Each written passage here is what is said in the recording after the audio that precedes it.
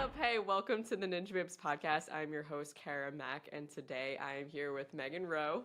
Hello! I wore your shirt in honor of you. Oh, I love it. So cute. Really excited to have you on today. I'm so stoked to be here. I'm stoked to have you. And it's your first time on the podcast. Obviously, it's most people's first time when they come on. I don't even know why I said that. It's not like a fact I ever usually say.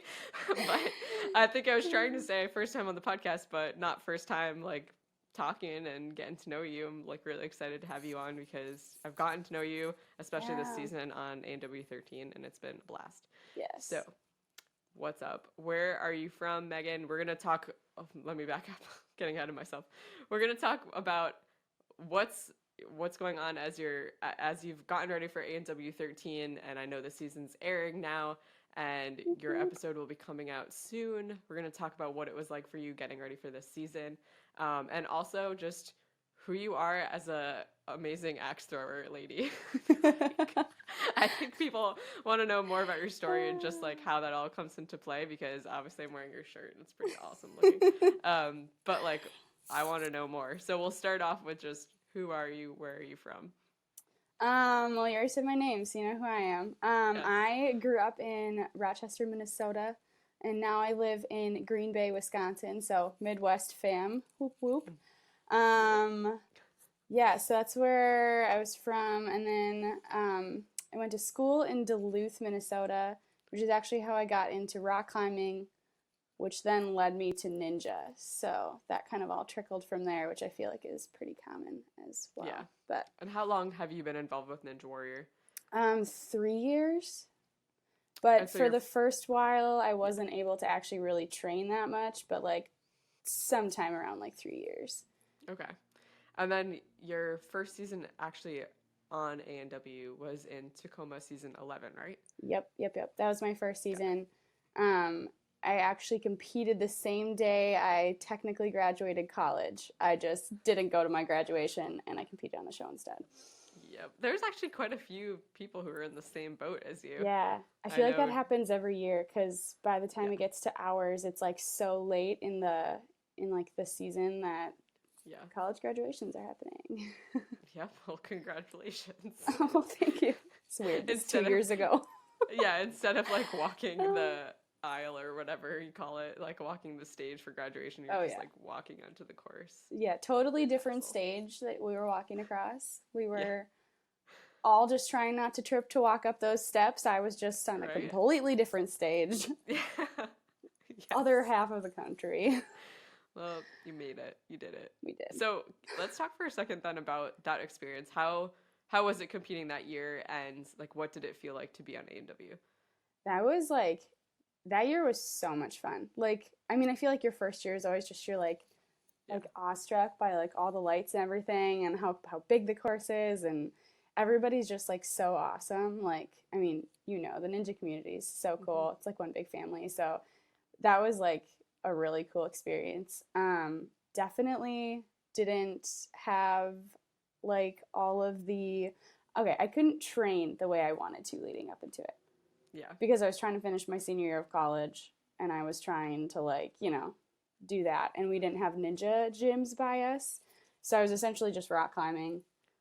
And then I think I visited Green Bay like twice maybe before I was on the show. Like I would drive the like 5.5 hours for the weekend to go down to train at Drew Knopp's gym because that was the closest thing. Well, it wasn't the closest, but it was where I decided to go and train on that one weekend.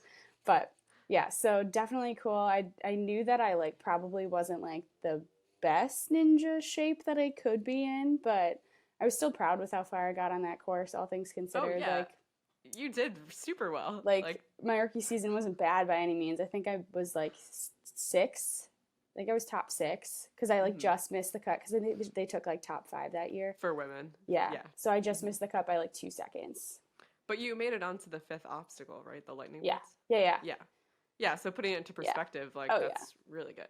Yeah. Which it's like, it's so crazy when you like think about all the different like totally different cities, different courses, different groups of people.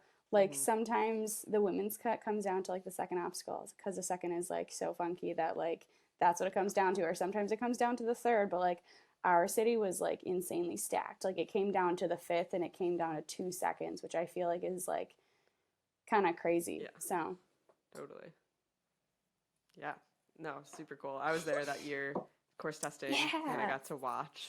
It was really exciting. And that was the first time that it was ever inside the Tacoma Dome, like indoor. I forgot about And so that. that was like a dream come true. Oh yeah, and this year going into like qualifiers, I was like, man, I've only ever competed here. Like it was so weird Yeah. because I went back to Tacoma and I was like, well, like done this before. Yeah. Deja vu 2 years later. Deja vu. Was that comforting to you? I know we can't quite say how you did, but was it comforting to you to be back in the same place? Oh, it was I actually thought it was like super cool because like I was also Nice. competing, like people in my region were some of the people that I competed with before. It just like it Okay. felt so cool to like kind of like come like full circle and be like, whoa, okay, like I've worked my butt off for the past 2 years. I feel like Yeah. I'm in a really good spot. Like I'm not walking into it like, well, I did the best I could training for this season. I'm like, no, like I feel ready. I feel like it was very awesome to be coming back to that place again. So Yeah. So what do you feel like was your expectation? Like was your expectation versus your goal? Like you expected to get out there and have fun, but your goal was to clear the course. Like what where were you feeling? I am like the poster child for setting expectations that are too high for myself, and Okay. then I get frustrated when I can't meet them. So what I do now is I give myself like the lowest expectation because then I know that I'll meet that expectation. So Yeah. like in rock climbing competitions, I've always been like, okay, I'm on the start. Like if I make it to finals, like at that point, I'm like, okay, obviously my goal is to do the best I can, get up the entire route. But my expectation that I always set was, okay, make it off the start hold. And that's all you got to do. Because then I'm like, cool, then I can just have fun while I do it. Right. So I feel like in Ninja, it's the same thing. It's like, okay, step on the first step, make it past the first obstacle. Obviously, do better than that, but like get past the first part. That's all we really care about. So that's my expectation. My goal was I mean, I just wanted to make it to city finals because I was so close my first season. I was like, okay, if I can just like Yeah. make it to that next round, that would be sick. Um, but yeah, I think that was kind of like my goal this year. Yeah. Awesome. So who are the other women in your episode? Do you Um, remember? I don't know all of them because so I was the first wave Okay. of like Yeah. ninjas. So I didn't. It's so that was like what was also weird is you just didn't get to see everybody who was even in your region.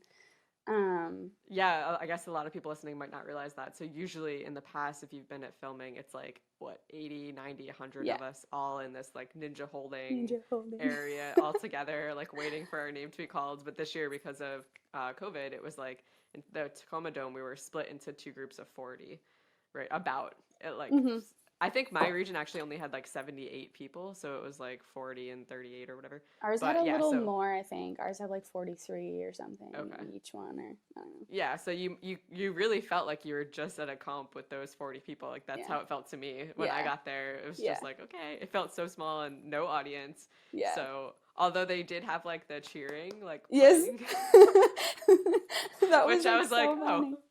okay. There's someone's here. Like Someone's here. Where are they? yeah, Where are all these people? right. Yeah. Yeah. Uh, But yeah, so sorry, I went on a tangent there. Do you remember who or any of the other girls were? I'm just trying to like put it into yeah. perspective for people listening. I had a lot of the Wisco chicks. Okay. So Yadi, she's a rookie. Brittany Holterman, Taylor Amon. Because those are who I got to train with this year. Like all the Yeah. Wisco ninjas, like we would all like train at Warrior Jungle. So everybody would just like kind of come up to that gym and we would have like a just like A&W practice, which was like so cool. Nice. I've never been able to do that before. Yeah. Oh no, that's good. I mean, yeah, Yeah. if you can't remember Yeah. everybody's names, it's no Well, big deal. and But then like Jessie was in mine. Maggie Owen. Jesse Lebrecht. Yeah, Jessie LeBrecq, Okay. Maggie Owen, Ava. So look, we had like those two like Nice. killer teens in there. Yeah. They were like in the second wave, I think. So that's why I'm like trying to remember who was in that Yeah. wave. Oh, Kristen I think was in there as well. I'd have to like I'd like really have to like sit here and like visualize all of the different groupings of things, but Yeah, yeah. yeah, so there Yeah, was so definitely a lot of like really really strong women for sure yeah. in incredible ours. group of ladies out there. And it Which was none of the groups weren't incredible. Like, and right. you like every single one, you're like, oh dang, like, Yeah. Exactly. And I think one of the things is like, as we've been progressing as a sport, I feel like us girls are continuing to figure out how to train better and like what do we need to succeed. yeah. And I think we're seeing that every year, especially on A&W or just in NNL in general. We're seeing like people doing better and better, and it's really cool to see. You had mentioned Hmm. before getting to train with some of those other ladies at the gym.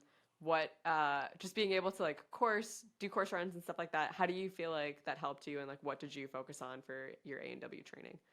Well, so like not often do I get to train with like strong females. Like Yeah. there's like maybe two other females who like really like train hard at my gym.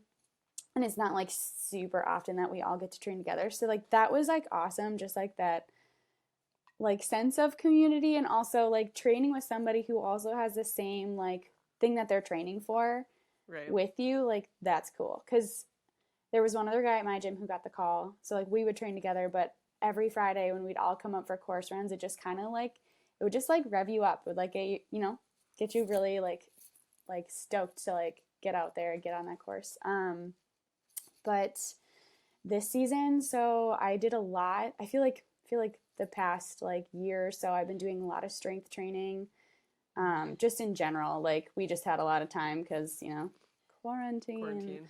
Um, but yeah, so we had like a lot of time to do that. So I feel like my base was super good coming into this season. Like I felt like I was in a really good spot where I could just like, you know, keep building and like keep digging into like Yeah. technique and all of that stuff. So still was doing a lot of that. We would just do like a lot of course runs. We'd work on a lot of, funky courses, try to Right. like build a course that simulates like a qualifying course, and then Yeah. work on that 3 times and get, faster and faster each time, or work on funky obstacles, because you never know what the Hmm. show is going to throw at you. Exactly. Yeah. Yeah. Yeah, and it was interesting. So like the first episodes have already started to air, and people have seen like the split decision. Mm-hmm. So that was, I remember when that article came out in A&W Nation, we were like, what? We have to choose an Right. obstacle. I, But I it don't definitely, know how you felt about that, but I kind of liked that option. yeah, I did like it also. I mean, I thought it hypothetically, since nobody's seen me run yet, but I thought that it just provided like an interesting flair, and Yeah. seeing other people run, like, were they happy with their decision? Were they not? Why did they choose it? Or like, Yeah. I know when we were competing, it seemed like for a while everyone was doing the exact same one.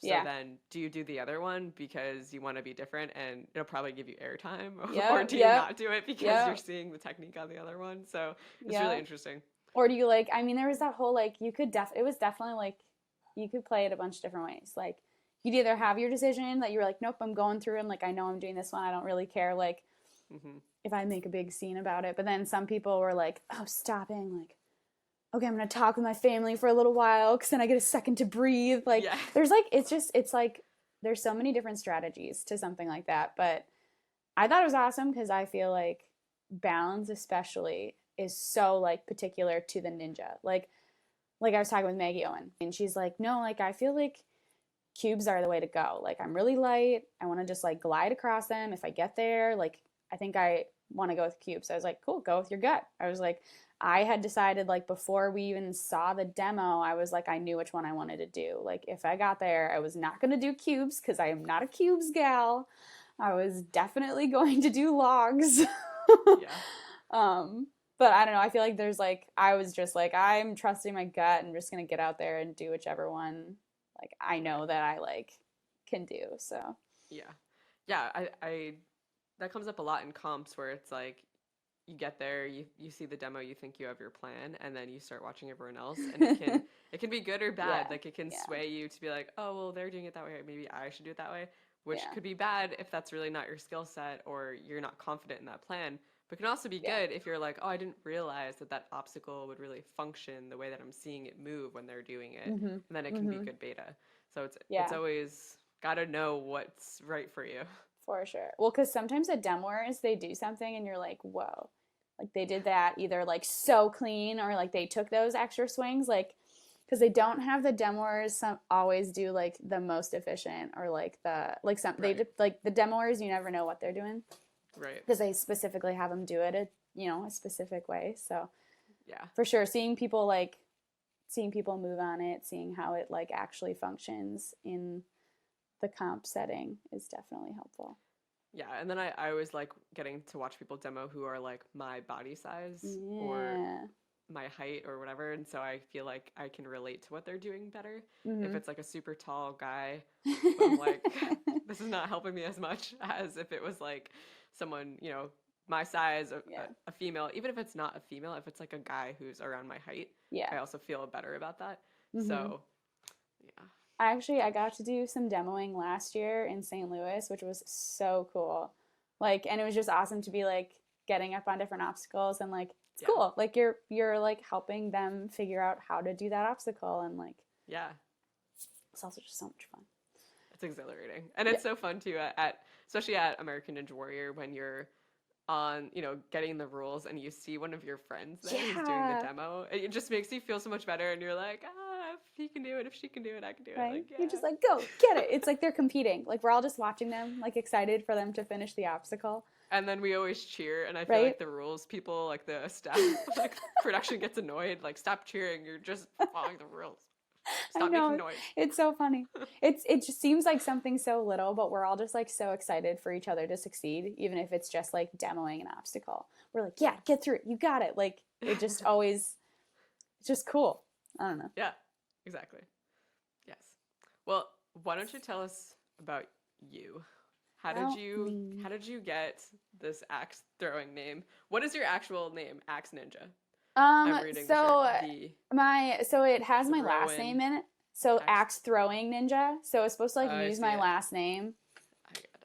But that makes a lot of sense. Yeah. So there was a lot of like design like tweaks along the way because when I first came up with it, like putting my like name into it, I had like axe throwing with a G and then it said axe thing ninja and I was like that's not what we want. So we took the G off so that it kind of like balanced it a little more, but yeah. It was just supposed to be punny because my last name is Rowe and weirdly enough that fits into this hobby that I do. I looked over. This over here is my axes, so if you see me look over that way.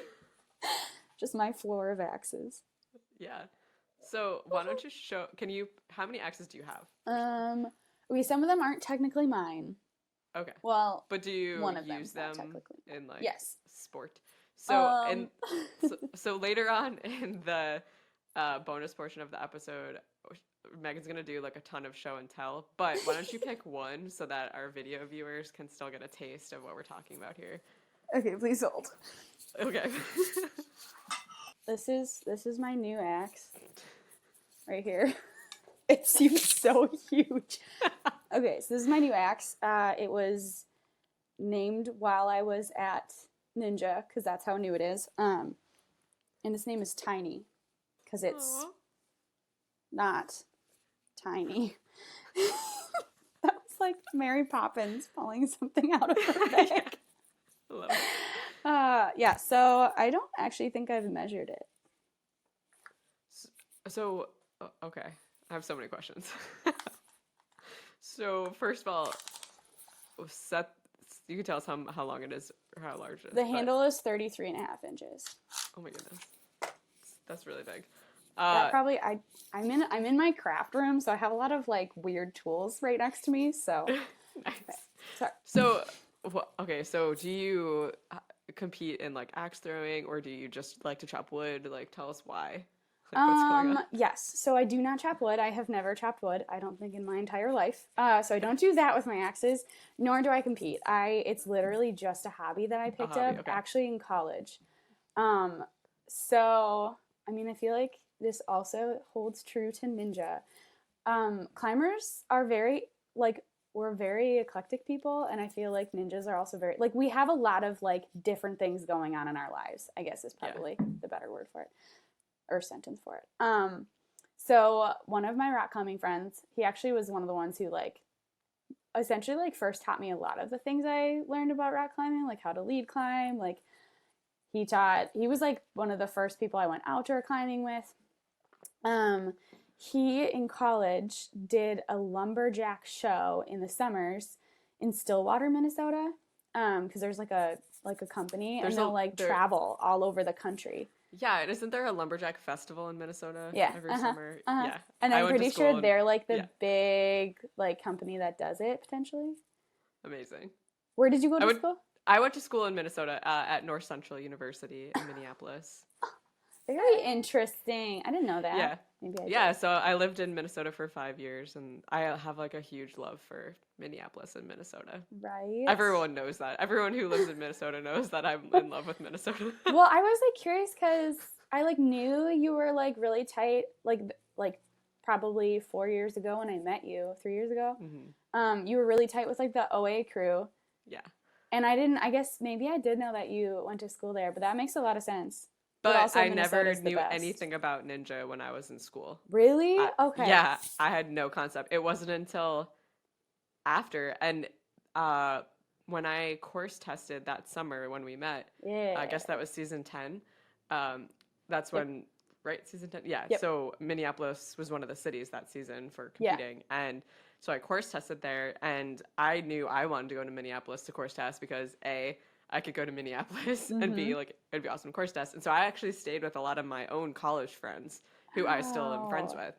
But then while cool. I was there, I met Janelle Copa, I met Yep. you. I already knew like Hunter Gerard and like all these other people, but I got to know them better while I was there. Yeah. And so then it was just like a snowball after that. We all became like friends and Was that I your would first season? yeah, season Okay. 10 was my Okay. first season competing. Yep. Cool. Yeah. Dang, So that's anyways. very cool how that all like connected back though. For Yeah. you. Like how I like know. oh you love Minnesota, but anyway, sorry. I know. That's off topic for I guess this, but It's it's like- kind of cool. Couldn't even plan it that way, but anyways. Yeah. So, okay, Axis. Yes. Lumberjack Festival. Lumberjacks. Yes. Okay. Back to normal conversations. I like this is slightly off topic, but I had to go to Menards the other day, and I had to get these are both for Ninja, but I can't really explain them, I guess, for the sake of this podcast. But I'll just like anyway.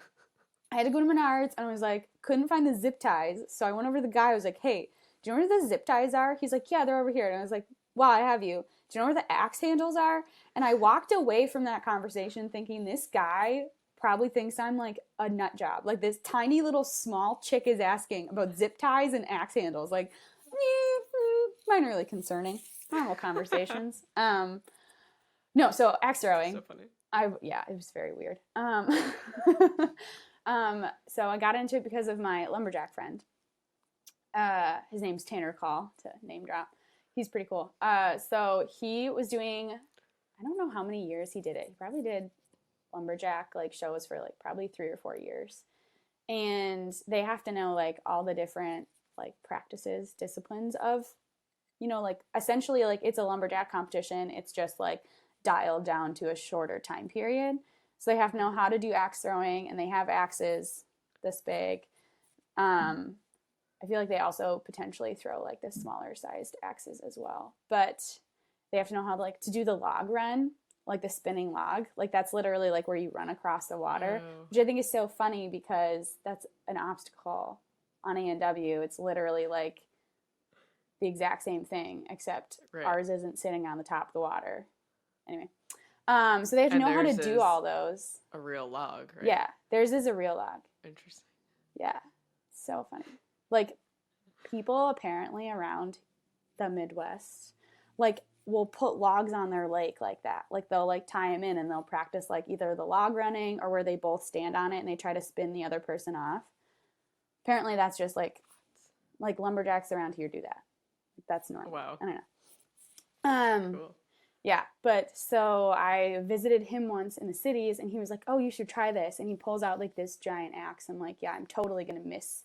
He's like, well, I don't care. Just, like, give it a shot. I'm like, okay. So we started doing it, and, like, I started, like really, like, dialing it in. I was like, whoa, this is cool.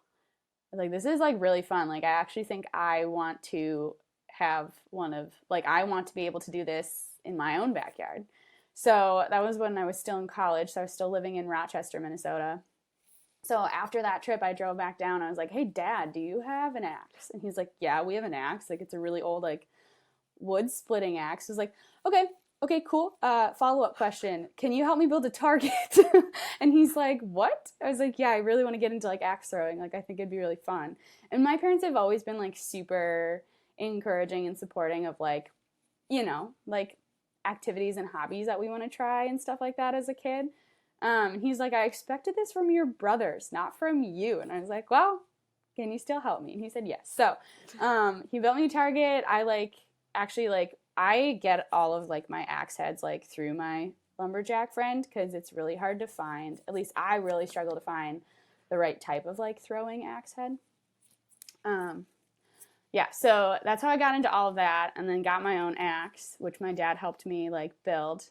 And then it kind of just followed me from there. Like, every single, like, city I started to live in, like, I brought my, like, axe up to Duluth, and then I brought my axe to Green Bay, where I now live, and I have a Target in my backyard, which is totally normal. How fun. Yes. Yeah, I want to learn. I feel like I need to come visit you and give you some lessons. It's so fun. Yeah, that's so cool. I love it. Yeah. So then I guess next part of the story is on A&W you explained what you do for fun. Yes. In your casting video. Yeah, so, like, that's, like, I feel like a lot of people, I mean, okay, I'm very new to the sport in the sense of, like, the show. Like, a lot of people still don't know who I am. So then they see, like, my shirt, and I don't think they really put it together until they see me, like pull out my giant axe from the bag I carry it in, and then they're like, oh, what do you do for fun? And I'm just like, I throw axes. It's super fun. I enjoy it. Nice. It's also fun to go through TSA with well, you have to, like, check it, but. Yeah. Oh, man. I love it. I just think it's, like, it's so different and it's unique, but it's also really cool, and it's like a life skill. You never know when you might need to throw an axe somewhere. I don't know. Well, thanks. I think it's pretty cool. I think it's super cool. I think we could have, like a Ninja Babes outing, and we do, like, all these different activities, and you could definitely lead, like, the axe throwing activity. And hey, my target is portable, so wherever we go, I can bring my target with us. Yes. Amazing. Well, I'm very Midwest right now. I've got my cows, and then I've got my axe, and I feel like it all just. I love it. I like that your cow mug has, like, a cow on the side. Right. It is the handle. It's like just climbing. Like a sideways cow, and then this one's, like, kind of. He's a little concerned, but a little baby cow. Oh, I have a collection of weird mugs. Nice. And they all have weird handles. Not all of them, but that's my goal, for them all to have weird handles. I like this fact about you. I'm going to keep that back there. So if you see, like, a mug with, like, and I thrift all these mugs. Like, I love just, like, thrifting old mugs because they're the best. But yeah, definitely. If you see a weird mugged handle, think of me. Oh, yeah. Yeah, I love mugs. I have way too many mugs, and we're creating a mug wall. Yes, because we have so many. We have one of those. Really? Yes. Oh my gosh. It's actually we have one in our house right now. I live with, like, 3 other roommates. Okay, well, during bonus land part of the episode, we're gonna have to do a walkthrough because you're naming so many fun things that I need to see. Wonderful. All right, so on that note, let's move toward the end of this regular episode. And so I think one of the last questions I wanted to ask you was, have you, everyone talks about how being on A&W is a big deal, and, like, but at the same time, it's not a big deal. Like, it's a big deal that it is what it is a big deal. You're on TV and all this stuff. Mm-hmm. But if you never get on A&W, that's fine.